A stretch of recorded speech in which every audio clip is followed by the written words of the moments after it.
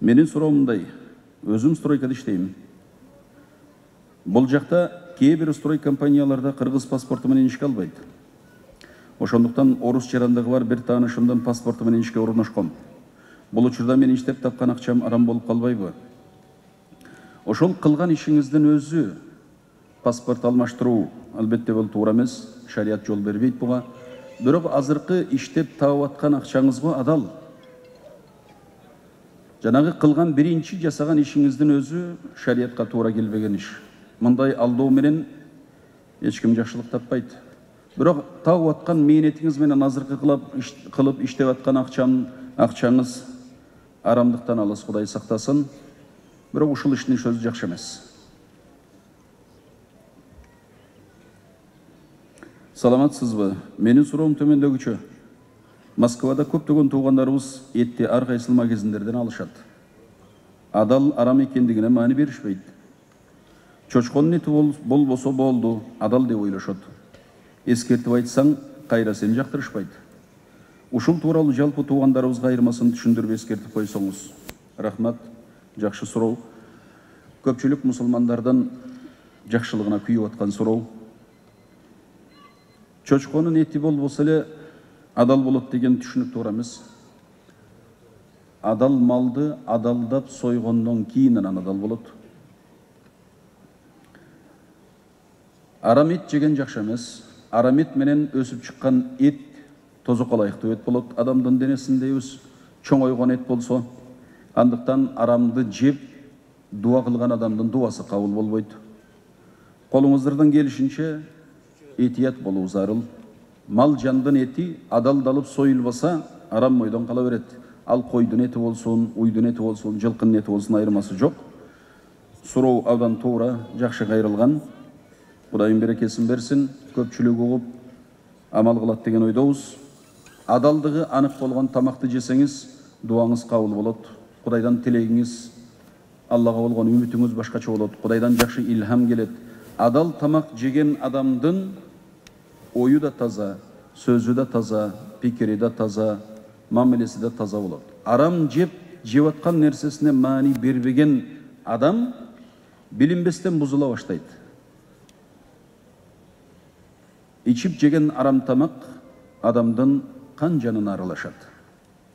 Кааласаңыз, каалабасаңыз, ичип жегенден кийин ошондой ой пикир жүгүрүүгө алып барат. Таза ой келиш үчүн адам таза сүйлөш керек, таза даам сызыш керек. Жегениңиз арам болсо, жакшылыктан куру каласыз бир тууганым. Ассаламу алейкум. Суроом мындай. Акыркы убактарда Москвадагы биздин кээ бир мекендештер лотерея ойнотуп, автоунааларды белекке коюшуп, башкаларды дагы адашууга түртүп жатышат. Шариятыбызда лотерея ойнотуунун өкүмү кандай? Кененирээк маалымат берип коюңузчу.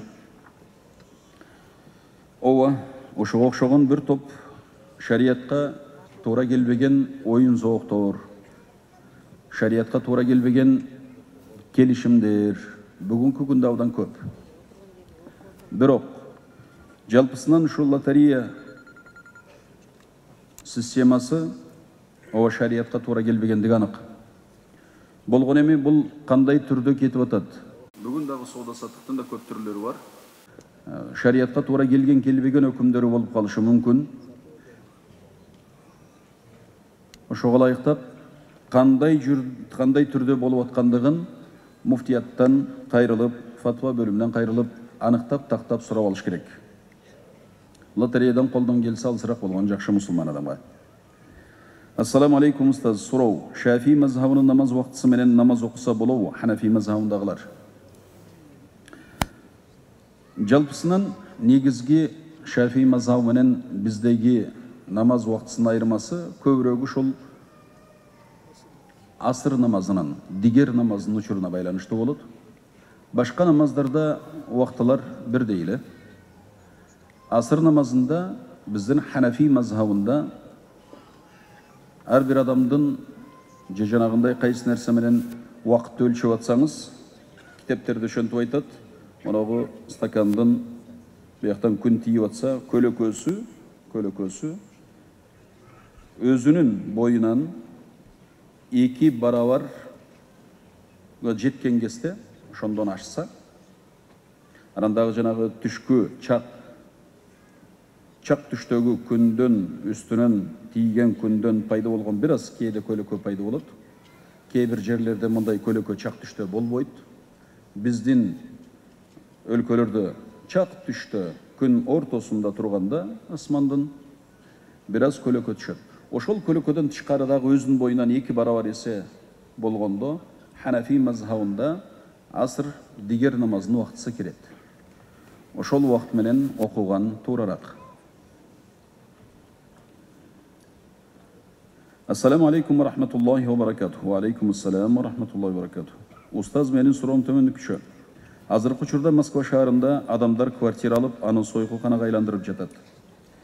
Ошого катуу эскертип коюңуз. Мусулмандардын карасаңыз, ушу бири-биринин жакшылыгына сүйүнүп, жамандыгына күйүп, ушундай жамандык жайылбаса экен деген тилек ниетте болчу. Суранып атат, ушундай жаман нерсени айтып, тыйылышын эскертип коюңуз деп атат. Туура. Колуңуздан келсе, урматтуу бир тууганым, мусулман болсоңуз, бул ишти кылбаңыз. Жамандыктын жайылышына эмес, жамандыктын тыйылышына себеп болуңуз. Жакшылыктын жайылышына, токтошуна эмес, жайылышына себеп болуңуз. Бу дүйнөдө Аллага жагымдуу болгон иш, адамдарга пайдалуу болгон иш. Айрыкча мусулмандардын пайдасына, адам затына зыян берген иштин бардыгына мусулман алыс болуш керек. Мындай көрүнүштөрдүн жоголушу жакшы бир тууганым. Туура айтты. Жаман ишке себеп болбоңуз. Тыйылыш керек мындай иштер. Ассаламу алейкум. Ва алейкум ассалам. Бир байке Москвада ишеничке кирип, мени подстава кылды. Тагыраак айтканда, түнү саат 12:00-дө мага чалып, мен гаиге түшүп калдым. Мени праваңды алып кел деп чыгарып кой. Алып келип чыгарып кой. Мен сүйлөшүп койдум. Аларга акча берип койдум. Сен келсең эле болду. Сен келбесең мени камап салат деп чакырды. Жардам берем деп барсам, эмне десе макул деп гаиге кол кой деген жерине кол койсоң болду деп правамды Москвада айдай албай турган кылып койду. Мен бала чакамды такси кылып багат элем.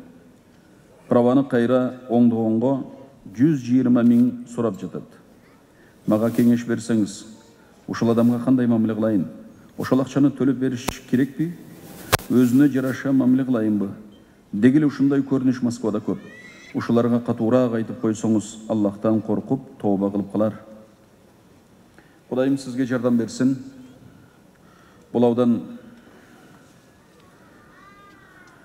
бу дагы жан кейтер жаман иштерден экен. Тооба кылсын, тооба кылсын, тооба кылсын. Ким эле ошол иштерди кылып аткан болсо, тезинен тооба кылсын. Кудайдан кечирим сурасын. Күнү түнү мындай адамдардын бирөөдү алдоо, ачыктан ачык ал бир жакшылыкка жетем деп ойлошу мүмкүн, кутулуп кеттим деши мүмкүн. Баарын көрүп турган Кудай бар бир тууганым. Мусулмандарды ислам шариятында Кудайга ишенген адамдар деп эсептейбиз дагы. Пайгамбарыбыз мусулманчылыктын туу чокусун баяндаганда, муну дагы бизге Жебраил периште келип сураган. Пайгамбарыбыздан 3 суроо сурап, ислам деген эмне, ыйман деген эмне, ихсан деген эмне дейт да. Бизде кээ бир адамдар ушул исламга келип, мусулман болдум деп эсептеп, ошо менен жүрө берет. Жогору бир көтөрүлөйүн дебейт, адеп ахлагын оңдобойт, жалгандан алыстайын дебейт, арамдан алыстайын дебейт. Ыйман деген эмне деп сурады, ыйманды да жооп берди. Анан акыркысында дагы үчүнчү, бул мусулманчылыктын ушундай деңгээли бар. Ихсан деген эмне деп сурады. Анан шунда пайгамбарыбыз айтты. Ихсан бул ан та'буда Аллаха кааннака тараху. Ва ин лам такун тараху фа иннаху ярака.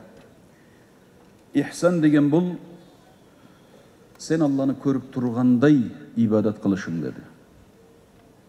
Алланы көрүп тургандай ибадат кылышың. Албетте биз эми Алланы көрүп тура албайбыз. Бирок ошол деңгээлге адамдын ишеничи чыгат экен да, жетет экен. Allah'ını көріп тұрғандай ибадат қылса мүмкін екен.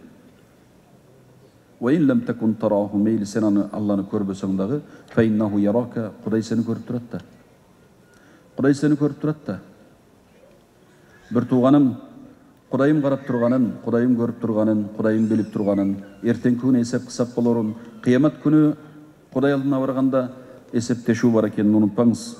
Бұл іш өте қата іш болған. Мұсылман бір туғанды мындай қылып, подстава қылып, адам Құдай алдында күнәкөр қылып, бұл ең жаман нәрсе. Емне қылайын деп сұрайды. Bir туғаным, сіз шундай Құдай шуншалығын берді, мейлі бұл жазған сөзіңізге қарағанда дегілі шундай көрініш Москвада көп ұшыларға қатырақ айтып қойсаңыз деп атады. Естуге өзі, есту адамға, ескертуін өзі жетішту. Ем түк көрінді жоқ болса, идірегі жоқ болса, адам болғаны менен мұсылманшылықты сатып, адам сүретінде жүрген кечіресіздер, айбан сымал адамдардағы болады. Бұл еме мұсылман кішіге таандық сыпат емес. Құдай мұндайдан сақтасын. Қолыңыздан келсе жоқ, бұл еме Құдайым мейірімді болғанға мейірімді болады, кешірімді болғанға кешірімді болады. Егер сіз өзіңіздің ұшыл праваңызды қайрадан қиналбастан орындатып, тақтап алғанға, қайрадан жасатып, башынан оңды алғанға мүмкіншілігіңіз болса, бір туғаным, жамандыққа жамандық менен жауап бербейлі қойыңыз. Анын сізден айырмаңыз қалбайды. Біз біреуден айырмаланып, жашауымыздың жақсы болуш үшін кечін әрекет қылалы десек, қоғамымыз оңолсын десек, жамандыққа жамандық менен жооп берүүнүн зарылдыгы жок бір туғаным. Кыргыз бекер айтпайды, таш атқанға ашат дейді го. Егер сіздің ошоға мұқтаждығыңыз болбосо, баштан көстөн садаға деп таштап койгонуңуз жакшы. Анан эми чындап эле зарылдык болсо, мұқтаждығыңыз болуп атса, мүмкүнчүлүк болсо далилдеп бере алсаңыз, чечишип алсаңыз жакшы болот.